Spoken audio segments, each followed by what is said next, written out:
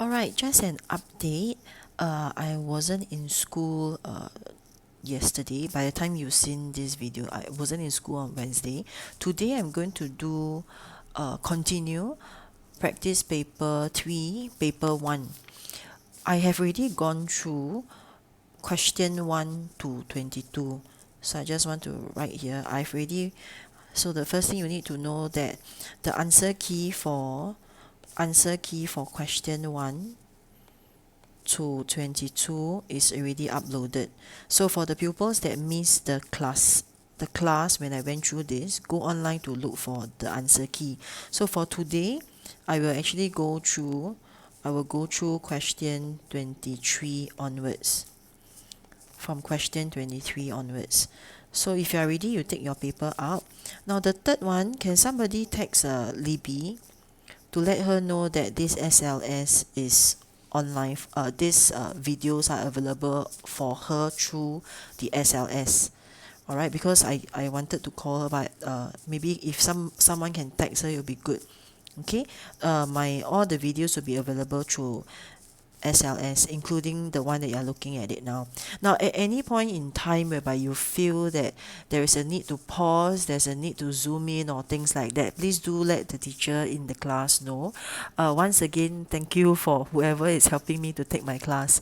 Alright, so if while you're playing this video, if it gets a little bit blurry, do check that you have changed the settings to the HD settings so that the image can be clearer for you. And do remember to hit the pause button if you need time to copy down the answer key. Alright, so I'm going to go through question 23 now. Question 23, Mrs. Delvey had 24 N cookies. She distributed all of them equally to 8 of her grandchildren. So if I draw a model here to represent the 24 N cookies that she had, so she's going to split it to each of her 8 grandchildren. So my first step will be 24n divided by 8. Now a lot of you will represent your answer like this, 24n over 8. After that, you do know that one of her grandchildren ate 4 cookies, so you will continue doing it like this. Your answer, most of you will be able to give me this answer, but I would want you to simplify it further. You have multiples of 8 over here. So 24 out of 8 is divisible by 8. So 24 divided by 8, you will get 3. N minus 4. Now some of you, when you cross this out, when you cross the numerator and denominator to do the division, right, you end up with 3 over n. 3n over 1 minus 4. Now anything over 1, right, for example 4 over 1 equals to 4. 3 out of 1 equals to 3. So if you have 3n out of 1, it will be 3n. Alright, so the answer, this will be your final answer. So question 23, your answer will be 3n minus 4. Alright, so I'm going to go on to the next question. Question 24, there were equal number of male and female members at a gym. So equal number. After 265 male members and 545 female members cancelled their gym membership. So you have numbers here. These are the people that cancelled their gym membership.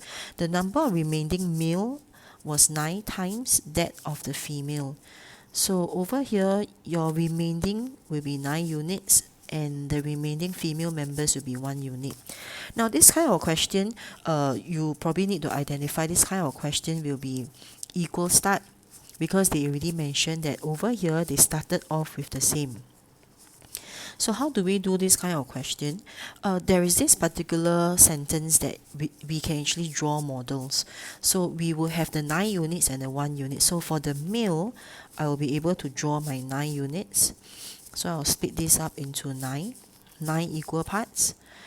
And I will have the female, which will be this 1 part. So what I'm drawing now, the 9 units and the 1 units refers to the pupils, refers to the members, refers to the members that are left Alright, so we know that equal start, they started off with the same amount. So I'm going to put this dotted line here and I'm going to write here equal start. Initially, they had this amount, but there are people who left. So let's put back how many people left the gym. For the male members, it will be 265. For the female members, it's going to be more, 545. Now, you will have to minus first to find the value for the units, which is the difference. 1, 2, 3, 4, 5, 6, 7, 8. So you would have 8 units over here. You can actually have value now because you can use 545. You will take away 265. So by pressing your calculator, you'll be getting 280. Unitary method, we go back to the basic, which is 1 unit. 280 divided by 8. You will be getting 35. Now I will go back to the question and see how many female members remain at the gym. So in this case, the only the female member left will be that 1 unit over here. Alright, so this question can be changed to like it could be changed to find the total number of people at the gym at first. Alright, or it could be find the number of male members at first. So it can be changed to a variety of questions. So over here, the answer will be 35. Alright, if you need to hit pause, please do at any point in time, alright? Question 25. In the figure, ABCD is a rectangle and I have AEFG is a rhombus. So when I mention that rhombus, you need to do something. You need to mark these 4 different sides of the rhombus to indicate that there are actually 2 isosceles triangles there. Okay, so the properties of rectangle you need to know will be that all the corners are 90 degrees. So I will look at this particular corner BAD. This part that I'm actually highlighting here, by right should be 90. So I'm going to find the missing part. This will be the missing part. I know that these 2 angles are the same. These 2 angles, are the ones that I take are the same. So in order to find this, I will be using 180. I take away 22. I will divide by 2. I will divide by 2 is because these 2 angles are the same. After I minus this 22, I will left with the angle that needs to be divided by 2 to get equal angles on each side. Because the rhombus, when you cut into half, the corners are actually evenly spread out. So you will be getting 34. So again, I will do my referencing. I will actually put the values for the angles in. Okay, so if you know that over here is 34, on the other side, it will also be 34. This will also be 34. And some of you might be stuck here, you know, you came to this part and you realize that I cannot continue on. I just want you to take a look at what I'm doing now. Many a times we mentioned that, you know, you need to put the markings to indicate that the edges are equal. But I also need you to take note of the arrows that indicates the parallel lines. Okay, I want you to look at something over here. If this is parallel to BC.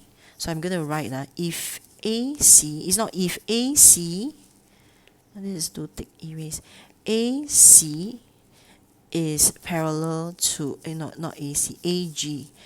AG is parallel to BC. It would also means that BC is over here. It will also means that it is also parallel to EF.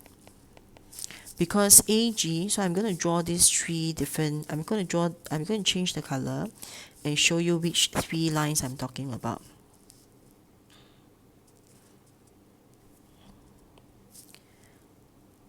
So the blue color lines indicates that they are actually parallel to each other.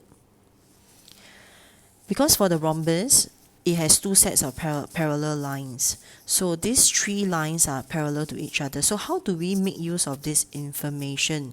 Now I'm going to change color. Remember the Z rule that I mentioned to you before? Oh, wow. Let's change the color to this darker. Now, how do I find another angle that is hidden here. There is this particular Z that I want you to look at. Alright, over here, if this is a 90 degrees, this will be a 90 degrees. And this will be a 90 degrees here. Zoom in if you cannot see. And the last step you need to find is to find angle CHG. CHG is here.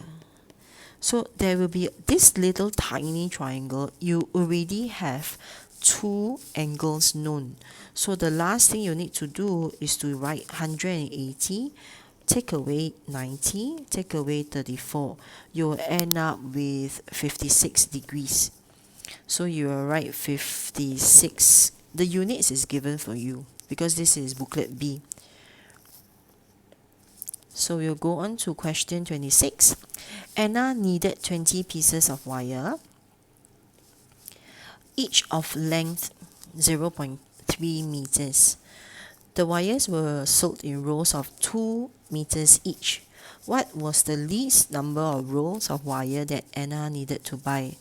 So usually if I'm working with this decimals, I would prefer to convert it to cm. Alright, so I'm going to convert this to cm. So maybe we try to understand the question first. Many of you would do this 20 times 30 equals to 600. And then you use 600 divided by 200 and your answer is 3. So I'm going to ask you this question. This is the total length. You are using the total length to divide by this. You get 3. But does it mean that the rows of the 200 meters are connected together? It means that for this question, it indicated that they are sold in rows of 2 meters each. The 2 meters is 200 cm. How many of 30 cm can fit inside? We will need to see this. You will need to have 200 divided by 3. You have 200 divided by 30. You would have 6. Remainder 20. This means that I can have 6 pieces of 30 cm. And I would have 20 cm remaining that cannot be cut into length of 30 cm. So this method that I refer to at the side is wrong. You cannot do it like this because the rows of the wires are sewed each. There are certain parts whereby it cannot be joined with the next piece of wire. So if I have this, means there is one row. One row, I can have 6 pieces. So how many rows do I need in order to get 20 pieces? Then I will start to count by multiples of 6. 6, 12, 18, 24. I will need 4 rows. 4 rows, it means that I would have this 6 pieces times 4. 6 times 4, I will get 24 pieces of 30. I would have 20 cm that will be wasted, and I will have 4 sets of 20 cm that will be wasted. So the answer is 4. Some of you came to this part here using the wrong method and you just decided to plus 1. This is the wrong method is because you have not considered that the rows are sewed in 2 meters each. You assume that the wires can be joined together in one long line and then they cut like that. So cannot. Okay, I'll go to question 27. The figure is made out of 3 squares. A, B is a straight line. What is the parameter of the figure? So when you look at this, you find that there's so many things. I don't know the ratio of A to the middle one to the last square. Okay, but I need you to look. The only information given to you, right, is the 2 pieces of information given to you is first is all squares. Second, there is this 8 cm that glaringly tells you that what it is. So I'm going to use colors to show you how to do it by drawing the lines. Okay, first you would have one red, one red, and you will have one blue. So maybe the last one I'm going to use green. So now you know that one red plus one red plus one blue plus one green gives you 8 cm. Alright, so this is one set. This is one set. So we're just going to put this information at the side. Now let's look at how many sets can I have. So I'm going to go to, this is one red. This is, oh, wait, let me change it back. This is one red. This is one blue. This is one green. This is the second set. So I'm just going to write here 8 plus 8. This is the second set. The third set, I will have red plus blue, and then plus green. I will have the third set. I will, by now, you should be able to see 4 different sets. One more red, one more blue, and the last one will be one more green. So I would have 4 sets of 8. So my answer will be 32. Or for those who can get it very fast directly, you can just see it without using the colors. You can just get the answer 8 times 4. You get 32 cm. I'll go to question 28 now. The table shows the rate for renting a karaoke room at a community center. We cannot go karaoke now, okay? COVID. A group of friends paid a total of $42 for the rental of a karaoke room. So first 2 hours, some of you would do this, like for example, 42, you minus $9, and you will get $7.33. And you will continue to find the additional half an hour. Before we continue, I want you to take a look. This per, it actually means that first 2 hours, it means that the total that you need to pay will be 9 plus $9. So whoever just minus one set of $9, you already got it wrong. You will need to minus 2 sets of $9 for the first 2 hours. So I would have $42. I will minus $9. I will minus $9. I will get $24. But this will indicate that they would have rented the first 2 hours. So there's at least 2 hours already. The next 24 hours, no. The next $24. The next $24 is broken up into $8 per half an hour. So you will have 3 sets of 8 here. 3 sets of 8, it means that this is 30 minutes, 30 minutes, 30 minutes. So I'm going to add the total, 2 hour plus 30. I just times 3, okay? Is 30 minutes. So 2 hours plus 90 minutes, you convert, you will get 3 hour 30 minutes. Okay, this is the part that some of you, difficulty, because you saw that, hey, the question doesn't write like this. I just want you to know that not all the time the answer is going to be in hours and minutes. Sometimes they will want you to give in fractions or decimals. So now you know that 1 hour is 60 minutes. 1 hour is 60 minutes. So this will be 3, alright, and 30 over 60. But I always want to glance back. Did they say simplest form? Actually, they didn't. But what you can do is, instead of giving your answers like this, you try to simplify it on your own. You can give 3.5 hours, or you can give me 3.5 hours. The last thing that I want to see will be pupils giving me 3.30.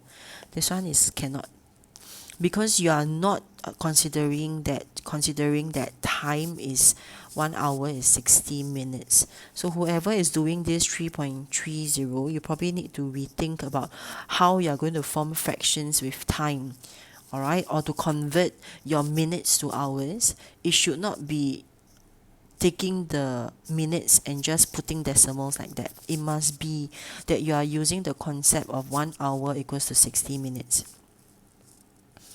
Okay, question 29. Sarah had 6 square meters of fabric. She cut 1/4 of it. Now this is the actual value because there are units involved, actual value. This 1/4, it is fraction of a set. It depends on this. So there are some of you who did this 5 out of 6 minus 1/4. When I went around, when I was checking your work, I saw this. This is the wrong concept. When they say they cut out 1/4 of it, it does not mean that they cut out 1/4 square meters. If the question is using this, your method for this will be right. But now in this question, they don't have units for 1/4. It means that it's actually a fraction of a set. It means like this. I have this amount of fabric. This total will be 5 out of 6. And I cut 1/4 of it. So I'm going to cut this into 4 parts. This is the part that she cut.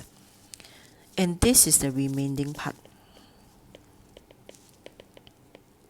So how do I find the remaining part? I will need to have 3/4 times 5 over 6.